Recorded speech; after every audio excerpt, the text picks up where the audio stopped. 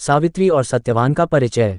भारतीय उपमहाद्वीप की पुण्यभूमि में जन्मी सावित्री केवल एक स्त्री नहीं, बल्कि संकल्प, साहस और धर्म की सजीव मूर्ति थी। राजा अश्वपति की कन्या होने के बावजूद वह अहंकार से रहित, विनम्र और विचारशील थी। यद्यपि वह राजमहलों में पली बड़ी थी, किंतु उसका मन प्रकृति, सेवा और सत्कर्मों में रमता था। उसकी शिक्षा वेद, उपनिषद, राजनीति और आयुर्वेद में हुई थी।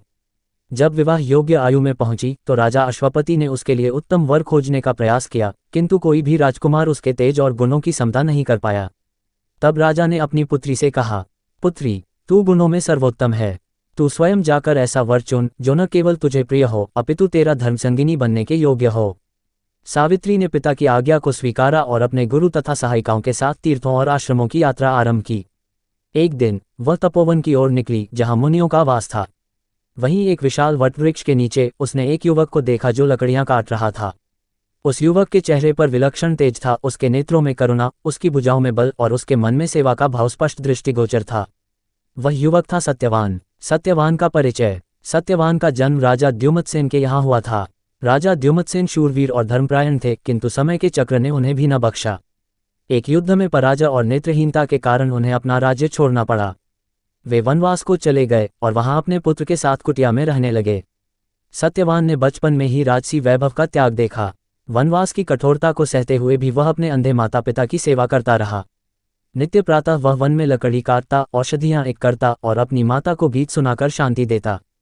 पिता को धर्मशास्त्रों का पाठ करता और दोनों के पैर दबाकर सुलाता। उसे अपने जीवन की कठिनाइयों से कोई शिकायत नहीं थी, क्योंकि उसे अपने कर्तव्य में परमानंद की अनुभूति होती थी। उसके बारे में ये कहा जाता था, उसके स्वर में शांति थी, उसके कर्म में धर्म था और उसके विचारों में सत्य।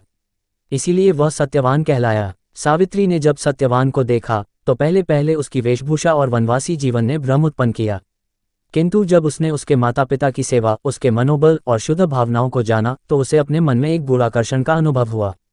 उसने अपने गुरु से पूछा, ये कौन है जो इतना तेजस्वी होकर भी साधारण वेश में है? गुरु ने उत्तर दिया, ये द्युमत्सेन का पुत्र सत्यवान है। यद्यपि वह वनवासी है, किंतु शील, धर्म और गुणों में श्रेष्ठ है। सावित्री के हृदय में प्रेम का अंकुर फूट चुका था, वह प्रेम जो केवल रूप या वैभव से नहीं बल्कि गुणों से उपजा था। उसने निश्चय कर लिया कि वह सत्यवान को ही अपना जीवन साथी बनाएगी। आप सभी को यह वीडियो कैसा लगा, आप हम कमेंट बॉक्स में बताएं। चैनल प्रियंका ज्ञानवर्धन कथा को सब्सक्राइब करें, वीडियो को लाइक करें। धन्यवाद।